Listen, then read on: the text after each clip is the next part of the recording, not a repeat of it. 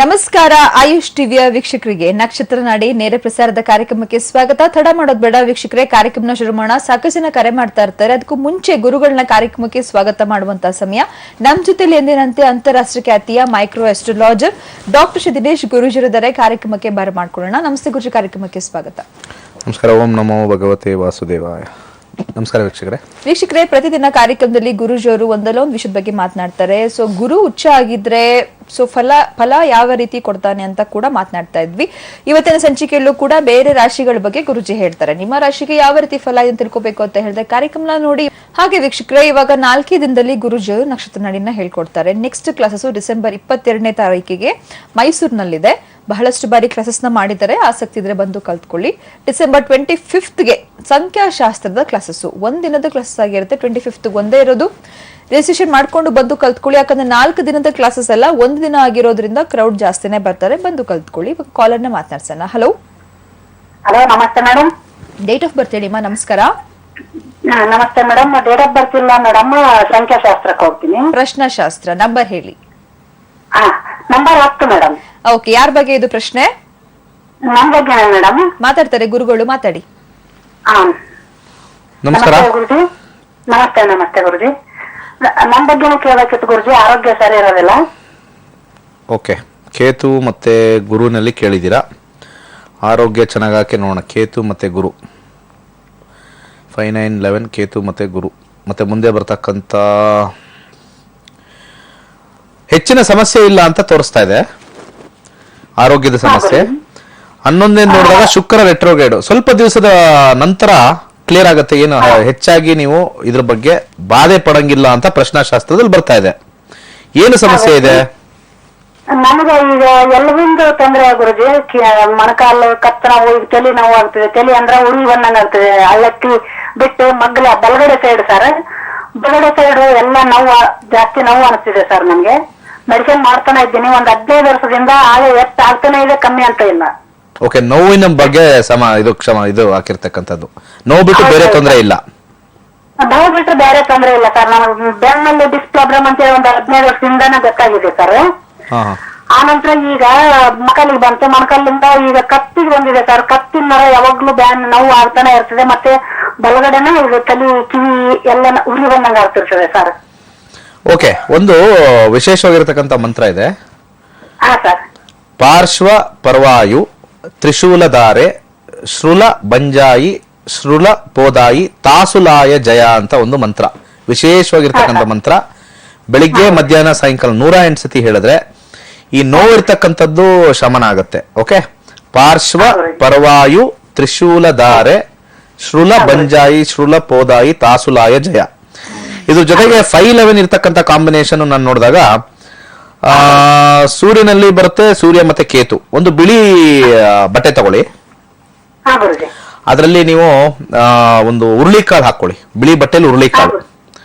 ಅದು ಗಂಟು ಕಟ್ಬಿಟ್ಟು ನೀವು ಒಂದು ಪೂಜಾ ದೇವಸ್ಥಾನದಲ್ಲಿ ಇಟ್ಬಿಟ್ಟು ಪ್ರಾರ್ಥನೆ ಮಾಡ್ಕೊಳ್ಳಿ. ಈ ತರ ಒಂದು ನೋವಿನ ಒಂದು ಸಂಗತಿ ಇದೆ, ಈ ತರ ಗಂಟು ಹತ್ರ ಆಗಿದೆ, ಆ ತರ ನೋವು ಆಗ್ತಾ ಇದೆ ಅಂತ ಹೇಳಿ ಪ್ರತಿ ದಿವಸ ಪ್ರಾರ್ಥನೆ ಮಾಡಿಕೊಂಡು ಓಂ ನಮಃ ಶಿವಾಯ ಅಂತ ಯಥೇಚ್ಛವಾಗಿ ಹೇಳ್ಕೊಳ್ಳಿ. ಶಿವನಲ್ಲಿ 5 ಬಂದಿದೆ, ಕೇತುನಲ್ಲಿ 11 ಬಂದಿದೆ.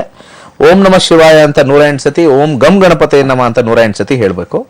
ಇದನ್ನು 48 ದಿವಸ ಮಾಡಿ. ಪ್ರತಿ ದಿವಸ ದೇವರ ಮನೇಲಿ ಆ ಒಂದು ಬಿಳಿ ಬಟ್ಟೆ ಮತ್ತೆ ಉರುಳಿ ಇಟ್ಟಿರ್ತಕ್ಕಂಥ ಹುರುಳಿಕಾಳು 48 ದಿವಸ ಆದ್ಮೇಲೆ ಬರ್ತಕ್ಕಂಥ ಗುರುವಾರ ಅದನ್ನ ತಗೊಂಡೋಗಿ ಅರಳಿ ಮರದ ಕೆಳಗಡೆ ಅದನ್ನ ಬಟ್ಟೆ ತೆಗೆದುಬಿಟ್ಟು ಅದು ಬಿಚ್ಚಿಬಿಟ್ಟು ಅಲ್ಲಿ ಹಾಕ್ಬೇಕು. ಅಂದ್ರೆ ಅದ್ರ ಸುತ್ತ, ಆ ಮರದ ಸುತ್ತ ಹಾಕಿದ್ರೆ ಅಲ್ಲಿರ್ತಕ್ಕಂಥ ಇರುವೆ ಪಕ್ಷಿ ಎಲ್ಲ ತಿಂದ ಆದ ನಂತರ ಯಾವಾಗ ಎಲ್ಲ ಕಂಪ್ಲೀಟ್ ಆಗಿ ಝೀರೋಗೆ ಬರುತ್ತೋ ಅವಾಗ ನಿಮ್ಮ ಕಂಪ್ಲೀಟ್ ಆಗಿರ್ತಕ್ಕಂಥ ಒಂದು ನೋವನ್ನು ಶಮನ ಆಗುತ್ತೆ.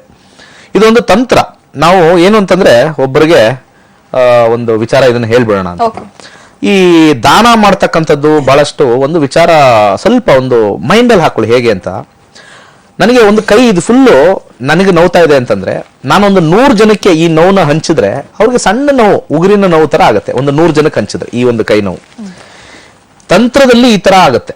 ನಾವು ಏನೇನು ನಾವು ತಂತ್ರ ಹೇಳ್ತೀವೋ ಅದನ್ನ ನಾವು we are distributing the pain. ನಾವು ಹೇಗೆ ಹ್ಯಾಪಿನೆಸ್ ನ ನಾವು ಡಿಸ್ಟ್ರಿಬ್ಯೂಟ್ ಮಾಡ್ತೀವೋ we should also distribute the pain ಅಂತ ಹೇಳಿ ಶಾಸ್ತ್ರದಲ್ಲಿ ನಮಗೆ ಕೊಟ್ಟಿರ್ತಕ್ಕಂಥದ್ದು. ದಾನ ಧರ್ಮ ಮಾಡಿದಾಗ ನಮ್ಮ ನೋವುಗಳೆಲ್ಲ ಹಂಚೋಗುತ್ತೆ. ಆ ಹಂಚಿದಾಗ ಅವ್ರಿಗೆ ಬರ್ತಕ್ಕಂಥ ನೋವು ಜಸ್ಟ್ 0.1% ಅದೇನಂತ ಎಫೆಕ್ಟ್ ಆಗಲ್ಲ. ಆಗಲ್ಲ, ಹೌದು. ಸೊ ಯಾರಿಗೆ ನೋವು ಇದೆ ಅವ್ರು ಏನ್ ಮಾಡ್ಬೇಕು, ಹೆಚ್ಚು ದಾನಗಳನ್ನ ಮಾಡ್ಬೇಕು ಅಂತ ಹೇಳ್ತೀವಿ ನಾವು. ಹೆಚ್ಚು ದಾನ ಮಾಡಿದಾಗ ನಮಗೆ ಬಹಳಷ್ಟು ಕಮ್ಮಿ ಆಗ್ಬಿಡುತ್ತೆ, ಗುಡ್ ಎಫೆಕ್ಟ್ಸ್ ಜಾಸ್ತಿ ಬರುತ್ತೆ. ಸೊ ಇದನ್ನ ನಾವು ರೂಢಿ ಮಾಡ್ಕೊಂಡಲ್ಲಿ ಇದ್ರದ್ದು ಒಂದು ಎಫೆಕ್ಟ್ ಯಾವಾಗ ಅಂತಂದ್ರೆ ನಾವು ಮಾಡಿದಾಗ ನಿಮಗೆ ಇದ್ರದ್ದು ಗೊತ್ತಾಗುತ್ತೆ. ಖಂಡಿತ ವಿಲ್ ಹ್ಯಾವ್ ಮೋರ್ ಸಕ್ಸಸ್. ಒಳ್ಳೇದಾಗ್ಲಿ. ಓಕೆ ಗುರುಜಿ, ಧನ್ಯವಾದ ಕರೆ ಮಾಡೋದಕ್ಕೆ ಅಂತ ಹೇಳ್ತಾ. ಹಾಗೆ ವೀಕ್ಷಕರೇ, ಇವಾಗ ಕೈಲಾಶ ಯಂತ್ರ ಬೇಕು ಅಂತ ಹೇಳಿದ್ರು ಕೂಡ ಸ್ಥಾಪನೆ ಮಾಡಬಹುದು. ಮಂತ್ರ ಯಂತ್ರ ತಂತ್ರ ಈ ಪುಸ್ತಕ ಬೇಕು ಅಂತ ಹೇಳಿದ್ರು ಕೂಡ ಆರ್ಡರ್ನ ಪ್ಲೇಸ್ ಮಾಡಿ. ವಾಸ್ತು ಸಮಸ್ಯೆ ಇದ್ದವರಿಗೆ ವಾಸ್ತು ಕಿಟ್ ಕೂಡ ಇದೆ, 25 ಐಟಮ್ಗಳು ವಾಸ್ತುಗೆ ರಿಲೇಟೆಡ್ ಇದೆ ಅಂತ ಹೇಳ್ತಾ ನೆಕ್ಸ್ಟ್ ಕಾಲರ್. ಹಲೋ ಹಲೋ, ನಮಸ್ತೆ ಮಾ, ಡೇಟ್ ಆಫ್ ಬರ್ತ್ ಹೇಳಿ. ನಮಸ್ತೆ. ನನ್ನ ಅಣ್ಣನ ಬಗ್ಗೆ ಕೇಳ್ಬೇಕಾಗಿತ್ತು. ನವೆಂಬರ್ 18, 92 ನವೆಂಬರ್ 10 ಗಂಟೆಗೆ ಹುಟ್ಟಿದ್ದು. ನವೆಂಬರ್ 18, 92 ಬೆಳಿಗ್ಗೆ 10 ಗಂಟೆನಾ? ಹುಟ್ಟಿರುವಂತ ಊರು Holenarasipura, Hassan district. Okay okay, ಪ್ರಶ್ನೆ ಕೇಳಿ ಅಣ್ಣನ ಬಗ್ಗೆ ಏನು ಅಂತ ಮಾತಾಡ್ತಾರೆ ಗುರುಜಿ. ನಮಸ್ತೆ ಗುರೂಜಿ. ನಮಸ್ಕಾರ. ನಿಮ್ ಬಗ್ಗೆ ಕೇಳಾಯ್ತು ಆಲ್ರೆಡಿ? ಕೇಳ್ದೆ, ಅದು ನಮ್ಗೆ ಟೈಮಿಂಗ್ಸ್ ಗೊತ್ತಿರ್ಲಿಲ್ಲ, ಅದಕ್ಕೆ ಸ್ಯಾಟಿಸ್ಫ್ಯಾಕ್ಷನ್ ಆಗಿಲ್ಲ ನನ್ಗೆ. ನಿಮ್ಗೆ ಟೈಮಿಂಗ್ಸ್ ಗೊತ್ತಿಲ್ವಾ? ಅಂದ್ರೆ ಅದ್ ಗೊತ್ತಿರ್ಲಿಲ್ಲ, ಅದಕ್ಕೆ ಈಗ ಅಣ್ಣನ ಬಗ್ಗೆ ಕೇಳ್ತೀನಿ. ಈಗ ಅಮ್ಮ ಹುಡುಕ್ತಿದ್ದಾರೆ. ಇವ್ರದ್ದು ಕರೆಕ್ಟ್ ಆಗಿದೆ. ಓ ನಿಮ್ದು ಹುಡುಕ್ತ. ಓ ನಿಮಗೆ ಟೈಮ್ ಸಿಕ್ಕಿಲ್ಲ ಅನ್ಬಿಟ್ಟು ಇವಾಗ ಸಡನ್ ಕಾಲ್ ಸಿಕ್ತು ಅಂತ ಅಣ್ಣನ ಬಗ್ಗೆ ಕೇಳ್ಬೋಣ ಅಂತ ಆತರ. ಹೌದು ಸರ್. ಸೊ ಎಲ್ಲ ನೀವು ರೆಡಿ ಮಾಡಿ ಇಟ್ಕೋಬೇಕು. ಇದು 10 ಗಂಟೆ ಅಂದಾಗಲೂ ನನಗೊಂದು ಸ್ವಲ್ಪ ಆಶ್ಚರ್ಯ. ಯಾವಾಗ ನೋಡಿ 9:30, 10, 11, 12 ಗಂಟೆ ಹುಟ್ಟಿದ್ದಾರೆ. ಸ್ವಲ್ಪ ಅಲ್ಲಿ ನಮಗೆ 4 ಮಿನಿಟ್ಸ್ ಚೇಂಜ್ ಆಗ್ಬಿಟ್ರೆ ನಮ್ಗೆ ಸಬ್ಲಾಟ್ ಚೇಂಜ್ ಆಗ್ಬಿಡುತ್ತೆ. ನಾವು ಹೇಳೋ ಒಂದು ಇದು ಸಮಂಜಸವಾಗಿರಲ್ಲ. ಇರ್ಲಿ, ಈಗ ಸಮಯದ ಅಭಾವದಿಂದ ಹೇಳ್ಬೋಣ. ಸಿಂಹರಾಶಿಲಿ ಹುಟ್ಟಿರ್ತಕ್ಕಂಥದ್ದು, ಸಿಂಹರಾಶಿಲಿ ಮಖಾ ನಕ್ಷತ್ರ. ಈಗ ಸೂರ್ಯದೇಶ ಇನ್ನೊಂದು 11 ತಿಂಗಳಿಗೆ ಮುಗಿದೋಗುತ್ತೆ. ಸೂರ್ಯದೇಶದಲ್ಲಿ 2019 ಇವಾಗ ನೆಕ್ಸ್ಟ್ ಶುಕ್ರ ಭುಕ್ತಿ. ಸೂರ್ಯ ಮತ್ತೆ ಶುಕ್ರ ಸಜೆಸ್ಟ್ ಮಾಡಿದಾಗ ಶುಕ್ರ 6, 10, 11 ಕಾಂಬಿನೇಷನ್ ಬರ್ತದೆ. 1, 6, 10. ಜಾಬ್ ಬಗ್ಗೆ ಕೇಳ್ಬೇಕಾಗಿತ್ತು. ಜಾಬ್ ದಶಾದಲ್ಲಿ ಸ್ವಲ್ಪ ವೀಕ್ ಆಗಿದೆ, ಬಟ್ ಬುಕ್ತಿಲ್ ಚೆನ್ನಾಗಿದೆ. ಜಾಬ್ ಇದೆ ಅಂತ ತೋರಿಸ್ತಾ ಇದೆ. 6, 10, 11 ಕಾಂಬಿನೇಷನ್. ಏನ್ ತೊಂದರೆ ಆಗಿದೆ ಈಗ ಸದ್ಯಕ್ಕೆ? ಸದ್ಯಕ್ಕೆ ಅವರು ಇಂಜಿನಿಯರಿಂಗ್ ಕಂಪ್ಲೀಟ್ ಮಾಡಿ 1 ವರ್ಷ ಆಗ್ತಾ ಬಂತು, ಇನ್ನು ಒಳ್ಳೆ ಜಾಬ್ ಸಿಕ್ಕಿಲ್ಲ. ಒಳ್ಳೆ ಜಾಬ್ ಸಿಕ್ಕಿಲ್ಲ. ಒಳ್ಳೆ ಜಾಬ್ ಅಂದ್ರೆ ಈಗ ಯಾವ ಜಾಬ್ ಸಿಕ್ಕಿದೆ? ಈಗ ಒಂದ್ ಜಾಬ್ ಆಗಿತ್ತು ಸರ್, ಅದು ಸ್ಯಾಲ್ರಿ ಎಲ್ಲ ಸರಿ ಆಗ್ಲಿಲ್ಲ, ಮತ್ತೆ ಅವ್ರು ಎಕ್ಸ್ಪೆಕ್ಟ್ ಮಾಡೋ ತರ ಕೆಲಸ ಸಿಕ್ಕಿಲ್ಲ ಅಂತ ಅವ್ರು ಬಿಟ್ಟು ಬಂದ್ರು. ಸದ್ಯಕ್ಕೆ ಅಪ್ಪನ್ ಬಿಸ್ನೆಸ್. ಎಷ್ಟು ಏಜು? ಈಗ 27 ಸರ್. ನೋಡಮ್ಮ, ಒಂದ್ ಮಾತು ಹೇಳ್ತೀನಿ. ನಮ್ಮ ಜಾತಕದಲ್ಲಿ ಕೆಲಸ ಇಲ್ಲ ಅಂತಂದ್ರೆ 5, 8, 12 ಬರುತ್ತೆ. ಕೆಲಸ ಇದೆ ಅಂದ್ರೆ 1, 6, 10 ಬರುತ್ತೆ. ಸೊ ನನ್ನ ಕಾಂಬಿನೇಷನ್ 1, 6, 10 ಬಂತು ಅಂದ್ರೆ ಕೆಲಸ ಇದ್ದೇ ಇದೆ ಅಂತ ಅರ್ಥ. ನಾನು ಪ್ರೋಬ್ ಮಾಡಿದಾಗ ನೀವು ಹೇಳಿದ್ರಿ ಕೆಲಸ ಸಿಕ್ಕಿತ್ತು, ಸ್ವಲ್ಪ ಹ್ಯಾಪಿ ಆಗಿರ್ಲಿಲ್ಲ, ಸಂಬಳ ಬರ್ಲಿಲ್ಲ, ಬಿಟ್ಟು ಬಂದ್ರು ಅಂತ. ಸೊ ಇದು ತೋರಿಸುತ್ತೆ ನಕ್ಷತ್ರ ನಾಡಿ ಇಸ್ ಅಕ್ಯುರೇಟ್. ಈಗ ಜಾಬ್ ಅಲ್ಲಿ ಹೋಗ್ಬೇಕು ಅಂತಂದ್ರೆ ಮುಂದೆ ಬರ್ತಕ್ಕಂತ ಒಂದು ದಶಾ ಹೇಗಿದೆ ಅಂತಂದ್ರೆ ಆ ಕಾಂಬಿನೇಷನ್ ಬಹಳ ಅದ್ಭುತವಾಗಿದೆ.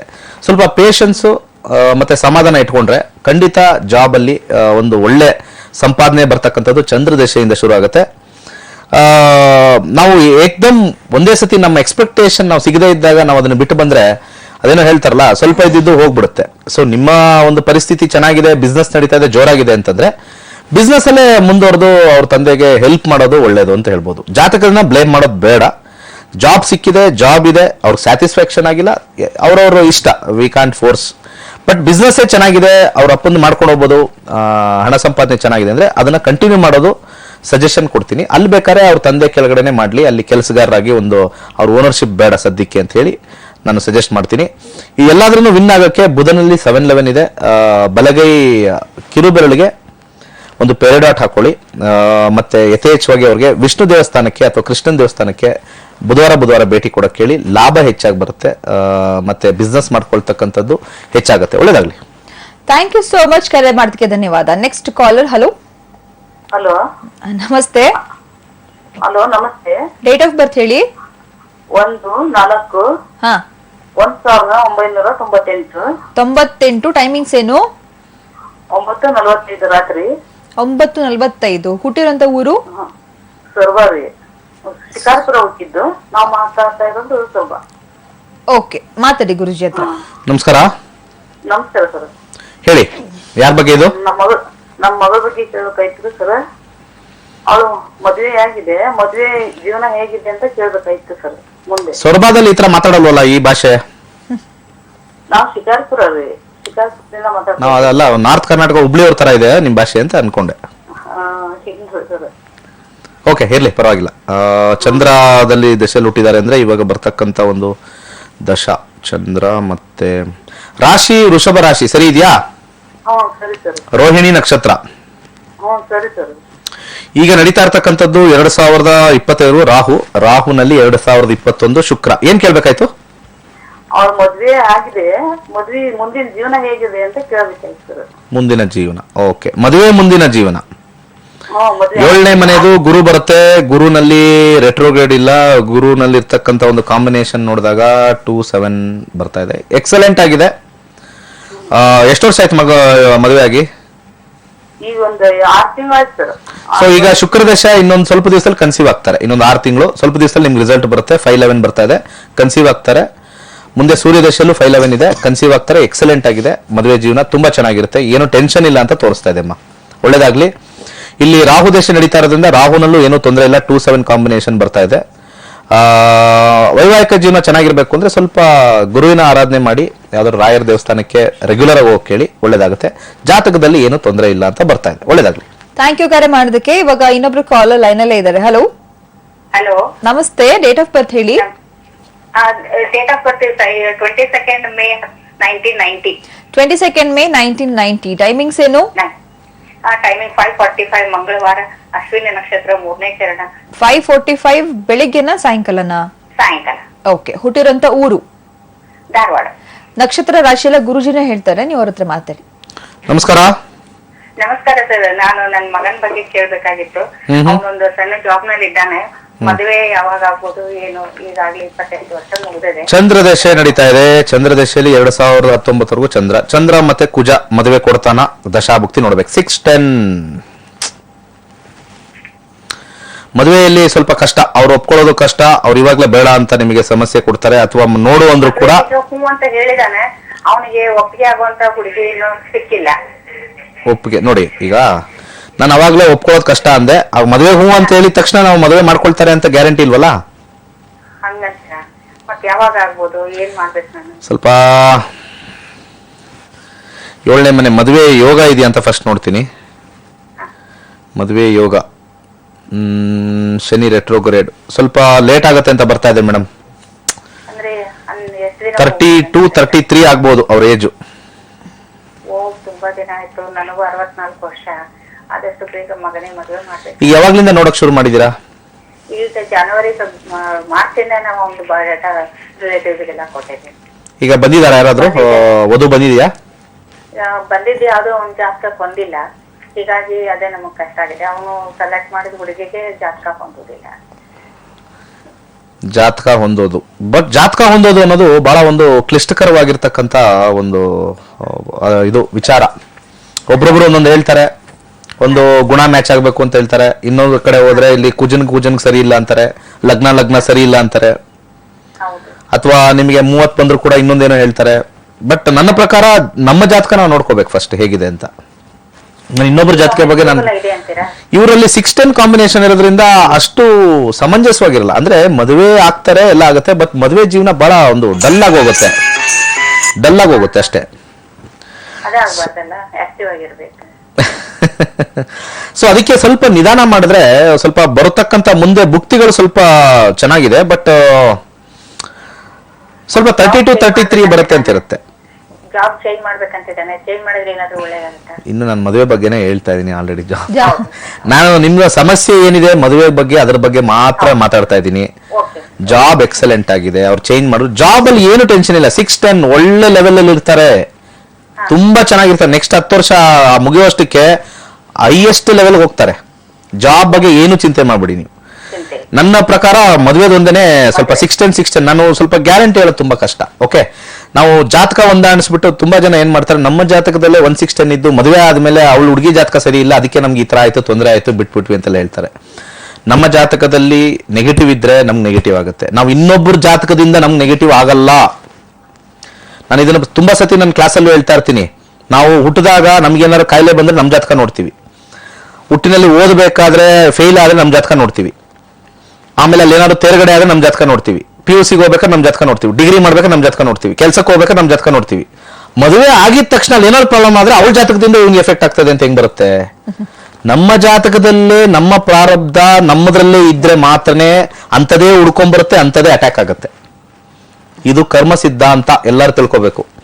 ಬಹಳಷ್ಟು ಜನ ತುಂಬಾ ಡಿವಿಯೇಟ್ ಮಾಡ್ತಾರೆ. ಯಾಕಂದ್ರೆ ಸಫರಿಂಗ್ಸ್ ನೀವು ಪಟ್ಟಿದ್ರೆ ನಾನು ಪಟ್ಟಿದ್ದೀನಿ. ನನ್ನ ಲೈಫಲ್ಲಿ ಈಗ ನಡುವೆ ಇನ್ನೊಂದು 6 ತಿಂಗಳಲ್ಲಿ ತುಂಬಾನೇ ಸಫರ್ ಪಟ್ಟಿದ್ದೀನಿ. ಅಂದ್ರೆ ನನ್ನ ಜಾತಕದಲ್ಲಿ ಆತರ ಇದೆ, ಸಫರ್ ಮಾಡ್ಬೇಕು ಅಂತ ಇರುತ್ತೆ. ಅದ್ರಲ್ಲಿ ಏನು ನಾವು ಇನ್ನೊಬ್ಬರ ಮೇಲೆ ಹಾಕೋದಾಗ ಅಲ್ಲ. ಆಗಲ್ಲ. ಹೌದು. ನನ್ನ ಜಾತಕದಲ್ಲಿ ನನಗೆ ಸಫರಿಂಗ್ ಇದೆ, ಅದಕ್ಕೊಂದು ರೂಟ್ ಇದೆ, ಅದಕ್ಕೊಂದು ದಿವಸ ಆಗುತ್ತೆ, ಸ್ವಲ್ಪ ಸರೋಗುತ್ತೆ. ಭಗವಂತನಲ್ಲಿ ಕಾನ್ಫಿಡೆನ್ಸ್ ಇಟ್ಕೊಂಡ್ರೆ ಖಂಡಿತ ಆಗುತ್ತೆ. ಹೌದು. ಪ್ರತಿಯೊಬ್ಬರು ಅವ್ರ ಜಾತಕದಲ್ಲಿ ಹೇಗಿದೆ ಅಂತ ನೋಡ್ಕೊಳ್ಳೋದು. ಈಗ ನಿಮ್ಮ ಒಂದು ಜಾತಕದಿಂದ ನಾನು ಹೇಳ್ತಾ ಇದ್ದೀನಿ ಮದುವೆ ಸ್ವಲ್ಪ ತೊಂದರೆ ಅಂತ, ನಾವು ಅದು ಸೆಟ್ ಆಗಿಲ್ಲ ಇದು ಸೆಟ್ ಆಗಿಲ್ಲ ಅನ್ನೋದಕ್ಕೆ ಎಂತ ಚೆನ್ನಾಗಿ ಕರ್ಕೊಂಡ್ಬಂದ್ರು ದೈವದಿಂದ ನಾವು ಮಾಡ್ಕೋಬೇಕು. ನಿಮ್ಮ ಮಗ ಹೆಚ್ಚಾಗಿ ಮಂತ್ರ ಪಠನೆ ಮಾಡಿ ಇದನ್ನ ಅವ್ರಿಗಿರ್ತಕ್ಕಂಥ ಒಂದು ನೆಗೆಟಿವಿಟಿನ ಕಮ್ಮಿ ಮಾಡ್ಕೋಬೇಕು. ಅದನ್ನ ಕಮ್ಮಿ ಮಾಡ್ಕೊಳ್ತಕ್ಕಂಥ ಏಕೈಕವಾಗಿರ್ತಕ್ಕಂಥ 2711 ಯಾವ ಗ್ರಹ ಅಂತ ನೋಡ್ಬೇಕು. ಅದರಲ್ಲಿ ಸೂರ್ಯ ಬರ್ತಾ ಇದೆ. ಆದಿತ್ಯ ಹೃದಯ ಪಾರಾಯಣ ಮಾಡಿದ್ರೆ ಅವ್ರ ಮುಂದೆ ಆಗ್ತಕ್ಕಂಥ ನೆಗೆಟಿವಿಟಿ 50% ಕಮ್ಮಿ ಆಗುತ್ತೆ. ನಮ್ದ್ರಲ್ಲಿದ್ಯಾ, ನಾವು ಅದನ್ನ ಕ್ಲಿಯರ್ ಮಾಡ್ಕೋಬೇಕು ಅಷ್ಟೇ. ನಮ್ಗೆ ಬರ್ತಕ್ಕಂಥದ್ದೆಲ್ಲ ನಮ್ಮ ಜಾತಕದಿಂದಾನೆ, ಇನ್ನೊಂದು ಜಾತಕದಿಂದ ಖಂಡಿತ ಬರಲ್ಲ. ಅವಳು ಬಂದಿದ್ದಕ್ಕೆ ಹಿಂಗಾಯ್ತು ಅನ್ನೋದು ಶುದ್ಧ ಸುಳ್ಳೋದು. ನಮಗೆ ಆಕ್ಸಿಡೆಂಟ್ ಆಗ್ಬೇಕು ಅಂತಂದ್ರೆ ಇನ್ನೊಬ್ರು ಬರೋದ್ರಿಂದ ಆಕ್ಸಿಡೆಂಟ್ ಆಗಲ್ಲ, ನಮ್ಮ ಜಾತಕದಲ್ಲಿ ಇರಬೇಕು. ನಾವೊಂದು ಉನ್ನತ ಪದವಿ ಪಡಿತೀವಿ ಅಂತಂದ್ರೆ ನಮ್ಮ ಜಾತಕದಲ್ಲಿ ಇರಬೇಕು. ಅದು ಇನ್ನೊಬ್ಬರಿಂದ ಯಾವುದು ಎಫೆಕ್ಟ್ ಆಗಲ್ಲ. ಇದನ್ನ ನಾನು ಅನುಭವದಿಂದನೂ ಮತ್ತೆ ಸ್ವಲ್ಪ ಕಾಮನ್ ಸೆನ್ಸ್ ಯೂಸ್ ಮಾಡಿನೂ ಜ್ಯೋತಿಷ್ಯ ಹೇಳಬೇಕಾಗತ್ತೆ. ಸಾಕಷ್ಟು ಕಡೆ ನಾನು ಕೇಳ್ತಾ ಇರ್ತೀನಿ, ಸಾಕಷ್ಟು ಜನ ನನ್ನ ಹತ್ರ ಬರ್ತಾರೆ ಇದನ್ನ ಒಂದು ವಿಶ್ಲೇಷಣೆ ಮಾಡಕ್ಕೆ, ಜಾತಕ ಕೇಳಕ್ಕೆ. ಆ ಜ್ಯೋತಿಷ್ ರಂಗಂದ್ರು ನೀವು ಅವಳು ಕಾಲಿಟ್ಟದ ಮೇಲೆ ಇವ್ನಿಗೆ ಹಿಂಗಾಯ್ತು ಅಂತ ಹೇಳಿ ಅವ್ರಿಗೆ 116 ಬಂದಿರುತ್ತೆ, ಡೇವರ್ಸ್ ಕಾಂಬಿನೇಷನ್ ಬರುತ್ತೆ. ಒಂದಲ್ಲ ಎರಡನೇದ್ ಮಾಡ್ಕೊಂಡ್ರು ತ್ರಾಸೆ, ಮೂರನೇದ್ ಮಾಡ್ಕೊಂಡಿದ್ದಾರೆ ಅದು ಬಂದಿದೆ ತ್ರಾಸು. ಅವ್ರಲ್ಲಿ ರನ್ನಿಂಗ್ ಅಲ್ಲೇ 116 ಇದ್ದಾಗ 3 ಅಲ್ಲ 4 ಅಲ್ಲ 5 ಜನನ ನಾವು ತಗೊಂಬಂದು ಕೂತ್ಕೊಂಡ್ರು ಕೂಡ ಚೇಂಜಸ್ ಆಗಲ್ಲ. ಮೈಂಡ್ ಅಲ್ಲಿ ಇಟ್ಕೊಳ್ಳಿ. ಮಂತ್ರದಿಂದ ಕಮ್ಮಿ ಆಗೋ ಸಾಧ್ಯತೆ ಬಹಳಷ್ಟು ಇದೆ. ಸೊ ಇದನ್ನ ಅನುಭವದಿಂದನೇ ನಾವು ಇದನ್ನ ತಿಳ್ಕೊಬೇಕೆ ಹೊರತು ನಾನು ಸಡನ್ ಆಗಿ ಏನೋ ಹೇಳಿದೆ ಅದಾಗುತ್ತೆ ಅನ್ನೋದಕ್ಕಿಂತ ಅನುಭವ ಪಡಬೇಕು, ಅವಾಗ ನಮ್ಗೆ ಗೊತ್ತಾಗುತ್ತೆ. ನಮ್ಮ ಕಾಂಬಿನೇಷನ್ ಅಲ್ಲಿ ಒಂದು ತೊಂದರೆ ಆಗುತ್ತೆ ಅಂತಂದ್ರೆ ವಿ ಕೆನಾಟ್ ಎಸ್ಕೇಪ್ ಇಟ್. ಅದನ್ನ ಇಂಟೆನ್ಸಿಟಿನ ಕಮ್ಮಿ ಮಾಡ್ಕೊಳ್ಳೋಕೆ ಯಂತ್ರ ಮಂತ್ರ ತಂತ್ರ ಅಂತೆಲ್ಲ ಮಾಡ್ಕೊಂಡು ಅದನ್ನ ಆ ಇಂಟೆನ್ಸಿಟಿನ ಕಮ್ಮಿ ಮಾಡ್ಕೊಳ್ಳೋಕೆ ಮಾತ್ರ ಜ್ಯೋತಿಷ್ಯ ಇರೋದು. ತೆಗೆದಾಕಕ್ಕೆ ನಿರ್ಮೂಲ ಮಾಡಕ್ಕೆ ಯಾವ ಕೈಲೂ ಸಾಧ್ಯ ಇಲ್ಲ, ಅದ್ರ ಸಾಧ್ಯನೇ ಇಲ್ಲ. ನಿರ್ಮೂಲ ಮಾಡಂಗಿದ್ರೆ ನಾವು ದೇವರಾಗ್ಬಿಡ್ತೀವಿ. ನಿರ್ಮೂಲ ಯಾರು ಮಾಡಂಗಿದ್ರೆ ಅವನೇ ದೇವರು. ಅವ್ನು ಯಾರು ಒಬ್ಬ ಇದ್ರೆ ಈ ಪ್ರಪಂಚದಲ್ಲಿ ಮನುಷ್ಯನಾಗಿ ಹುಟ್ಟಿದ್ರೆ, ಮನುಷ್ಯ ಒಬ್ಬ ನಿರ್ಮೂಲ ಮಾಡ್ತಾ ಇದ್ದಾನೆ ಅಂದ್ರೆ ಅವನು ದೇವರೇ ಆಗಿರ್ತಾನೆ. ಅದು ಬಿಟ್ಟು ಮನುಷ್ಯನಂತೂ ಆಗಕ್ಕೆ ಸಾಧ್ಯ ಇಲ್ಲ. ಆತರ ಯಾರೋ ಪವಾಡ ಪುರುಷರಿದ್ರೆ ಅವ್ರಿಗೆ ಹೋಗಿ ಕಾಲಿಗೆ ಬೀಳ್ತೀನಿ, ಅವರು ದೇವರಾಗಿರ್ತಾರೆ ಖಂಡಿತ. ಒಳ್ಳೇದಾಗ್ಲಿ. ಧನ್ಯವಾದ ಕರೆ ಮಾಡೋದಕ್ಕೆ ಅಂತ ಹೇಳ್ತಾ ಇವಾಗ ನೆಕ್ಸ್ಟ್ ಕಾಲರ್. ಹಲೋ, ಟಿವಿ ಓಲಿ ಮ್ಯೂಟ್ ಮಾಡಿ. ಹಲೋ ಹಲೋ ಹಲೋ, ನಮಸ್ಕಾರ. ನಮಸ್ಕಾರ, ಡೇಟ್ ಆಫ್ ಬರ್ತ್ ಹೇಳಿ. ಹಲೋ, ನಮಸ್ಕಾರ ಮೇಡಮ್. ಕೇಳಿಸ್ತಿದೆ, ನಮಸ್ತೆ. ಡೇಟ್ ಆಫ್ ಬರ್ತ್ ಹೇಳಿ. 9496. 9496. ಹುಟ್ಟಿರುವಂತಹ ಟೈಮಿಂಗ್ಸ್ ಏನು? 1 ಗಂಟೆ 3 ನಿಮಿಷ. 1 ಗಂಟೆ 3 ನಿಮಿಷ. ಮಧ್ಯಾಹ್ನ ರಾತ್ರಿನ? ಮಧ್ಯಾಹ್ನ. ಹುಟ್ಟಿರುವಂತ ಊರು? ಮಹಾರಾಷ್ಟ್ರ, ಮಿರಜ್. ಮಹಾರಾಷ್ಟ್ರ ಅಂತ ಗುರುಜಿ. ಓಕೆ, ಮಾತಾಡಿ ಗುರುಜಿ ಹತ್ರ. ಯಾರ ಬಗ್ಗೆ ಜಾತಕ ಅಂತ ಹೇಳಿ ಮಾತಾಡಿ. ನಮಸ್ಕಾರ ಮೇಡಮ್. ಮಗನ್ ಬಗ್ಗೆ ಕೇಳಬೇಕಾಗಿತ್ತು ಸರ್. ಓಕೆ, ಇವ್ರು ಹುಟ್ಟಿರ್ತಕ್ಕಂಥದ್ದು ಧನುರ್ ರಾಶಿಲಿ ಹುಟ್ಟಿದ್ದಾರೆ. ಧನುರ್ ರಾಶಿಲಿ ಮಖಾ ನಕ್ಷತ್ರ, ಮೂಲ ನಕ್ಷತ್ರ. ಶುಕ್ರ ದಶೆ ನಡೀತಾ ಇದೆ 2019 ಬುಧ, ಶುಕ್ರ ಮತ್ತೆ ಬುಧ ಕಾಂಬಿನೇಷನ್ ಬರೋಣ. ಶುಕ್ರ ಎಕ್ಸಲೆಂಟ್ ಆಗಿದೆ. ಬುಧ ಕೂಡ ಸ್ವಲ್ಪ ನೆಗೆಟಿವ್, ಬಟ್ ತುಂಬಾ ಚೆನ್ನಾಗಿದೆ. ಮುಂದೆ ಹೋಗ್ತಕ್ಕಂಥ ಸೂರ್ಯ ಚೆನ್ನಾಗಿಲ್ಲ. ಓಕೆ, ಹೇಳಿ, ಏನ್ ಕೇಳ್ಬೇಕು? ಎಜುಕೇಶನ್ ಮತ್ತು ಕೆಲಸದ ಬಗ್ಗೆ ಕೇಳಬೇಕು. ಏನ್ ಓದ್ತಾ ಇದಾರೆ ಹೇಳಿ, ನಾನು ಸಜೆಸ್ಟ್ ಮಾಡ್ತೀನಿ. ಬಿಕಾಮ್ ಹೋಗ್ತಾ ಇದ್ದಾರೆ. ಮತ್ತೆ ಮುಂದೆ ಬರ್ತಕ್ಕಂಥ 39, 39, 12, 38, 10, 12, 2, 3. ಸ್ವಲ್ಪ MBA ಮಾಡಿಸಿದ್ರೆ ಸ್ವಲ್ಪ ಒಳ್ಳೇದು ಅಂತ ಅನ್ಸುತ್ತೆ. HR ಹ್ಯೂಮನ್ ರಿಸೋರ್ಸ್ ಮಾಡಿದ್ರೆ ಒಳ್ಳೇದು. 2712 ಕಾಂಬಿನೇಷನ್, 2710 ಕಾಂಬಿನೇಷನ್ ಬರ್ತಾ ಇದೆ. ಬಿಕಾಮ್ ಆದ್ಮೇಲೆ MBA ಇನ್ HR ಮಾಡಿಸಿ ಚೆನ್ನಾಗಿ ಓದ್ತಾರೆ, ಏನ್ ಟೆನ್ಷನ್ ಇಲ್ಲ. 6-9 ಕಾಂಬಿನೇಷನ್, ಎಜುಕೇಶನ್ ಕಾಂಬಿನೇಷನ್ ಬಹಳ ಚೆನ್ನಾಗಿದೆ. ಕೇತುನಲ್ಲೂ ಅವರು ಕಂಪ್ಲೀಟ್ ಮಾಡ್ತಾರೆ. ಸೂರ್ಯ ಸ್ವಲ್ಪ ಅಷ್ಟು ಚೆನ್ನಾಗಿಲ್ಲ, ಬಟ್ ನಾ ಹೇಳಿರ್ತಕ್ಕಂಥ ಒಂದು ಮ್ಯಾನ್ ಮ್ಯಾನೇಜ್ಮೆಂಟ್ ಸೈಡ್ 3912 ಅಂದ್ರೆ ಮ್ಯಾನ್ ಮ್ಯಾನೇಜ್ಮೆಂಟ್ ಅಂತ ಬರುತ್ತೆ. ವಿತ್ 2812 ಮ್ಯಾನ್ ಮ್ಯಾನೇಜ್ಮೆಂಟ್ ಅಂತ ಬರುತ್ತೆ. HR ಮಾಡ್ಕೊಳಕ್ ಹೇಳಿ, ಕೆಲಸ ಉದ್ಯೋಗದಲ್ಲಿ ಉನ್ನತ ಪದವಿಯಲ್ಲಿ ಇರ್ತಾರೆ. ಒಳ್ಳೇದಾಗ್ಲಿ. ಧನ್ಯವಾದ ಕರೆ ಮಾಡೋದಕ್ಕೆ ಅಂತ ಹೇಳ್ತಾ, ಹಾಗೆ ವೀಕ್ಷಕರೇ, ಗುರು ಉಚ್ಚ ಆಗಿದ್ರೆ ಫಲಗಳು ಯಾವ ರೀತಿ ಕೊಡ್ತಾನೆ ಅನ್ನೋದ್ರ ಬಗ್ಗೆ ಮಾತನಾಡ್ತೇನೆ ಅಂತ ಗುರುಜಿ ಹೇಳಿದ್ರು. ಸೊ ಅದ್ರ ಬಗ್ಗೆ ಏನ್ ಹೇಳ್ತಾನೆ ಅಂತ ಕೇಳೋಣ. ಗುರುಜಿ ಏನ್ ಹೇಳ್ತಾರೆ? ನೆನ್ನೆ ಒಂದು 4 ರಾಶಿ ಅಥವಾ 4 ಲಗ್ನ ಅಂತ, ನನ್ನ ಲಗ್ನನೇ ಇಂಪಾರ್ಟೆನ್ಸ್ ಕೊಡೋದು. ಲಗ್ನ ಗೊತ್ತಿಲ್ಲದಿರೋರಿಗೆ ರಾಶಿ ನೋಡ್ಕೊಳ್ಳಿ. ಸಿಂಹ ಲಗ್ನದವ್ರಿಗೆ ಹೇಗಿರುತ್ತೆ, ಗುರು ಉಚ್ಚನಾಗಿದ ತಕ್ಷಣ ನಾವು ಗುರು ಉಚ್ಚ ಇದನ್ನು ಏನ್ ಮಾಡ್ತಾನೆ ಅಂತಂದ್ರೆ, ಗುರು ದಶ ಬಂದಾಗ ಅವನಷ್ಟು ಹಣ ವ್ಯಯ ಮಾಡ್ತಕ್ಕಂಥದ್ದು ಯಾರೂ ಇಲ್ಲ. ಪ್ರಾಬಲಿ ಆ ಕಾಂಬಿನೇಷನ್ ಏನಾದ್ರೂ ನಾವು ಬಿಸ್ನೆಸ್ ಅಲ್ಲೋ ಅಥವಾ ಏನಾದ್ರು ಇದ್ರೆ that combination leads to bankruptcy ಅಂತ ಹೇಳ್ತೀವಿ. ಅಂದ್ರೆ ರೋಡ್ ಬಂದು ನಿಂತ್ಕೊಂಡ್ತಕ್ಕಂಥ ಪರಿಸ್ಥಿತಿ ಗುರುನೇ ಮಾಡ್ಬಿಡ್ತಾರೆ. ಹೌದು. ಸಾಕಷ್ಟು ಜನ ನನ್ನ ಕ್ಲಾಸಿಗೆ ಬಂದು ನಿಜವಾದ ಜ್ಯೋತಿಷ ಅರ್ಥ ಮಾಡ್ಕೊಂಡಿದ್ದಾರೆ ತುಂಬಾ ಜನ. ಎಸ್, ಗುರು ಒಳ್ಳೆಯದು ಯಾವಾಗ್ಲೂ ಅಲ್ಲ, ಶನಿ ಯಾವಾಗ್ಲೂ ಕೆಟ್ಟವನಲ್ಲ, ರಾಹು ಯಾವಾಗ್ಲೂ ಕೆಟ್ಟವನಲ್ಲ, ಕೇತು ಯಾವಾಗ್ಲೂ ಕೆಟ್ಟವನಲ್ಲ, ನಾವು ಅವ್ರನ್ನೆಲ್ಲ ಬ್ರ್ಯಾಂಡ್ ಮಾಡ್ಬಿಟ್ಟಿದ್ವಿ ಅಂತ ಹೇಳಿ ತುಂಬಾ ಜನ, ಅಂದ್ರೆ ಎಷ್ಟೋ ಜನಕ್ಕೆ ಇದನ್ನ ನಾನು ತಿಳಿ ಹೇಳಿದ್ದೀನಿ. ನಾವು ಗುರು ಉಚ್ಚ ಆಗಿದ ತಕ್ಷಣ ನಮ್ಗೆ ಎಲ್ಲ ಒಳ್ಳೇದು ಅಂತಂದ್ರೆ, ಲಗ್ನದಿಂದ ಯಾವ ಮನೆ ನೋಡ್ಕೋಬೇಕು, ಉಚ್ಚನೇ ನಮಗೆ ಹುಚ್ಚನ್ ಮಾಡ್ಬಿಡ್ತಾನೆ.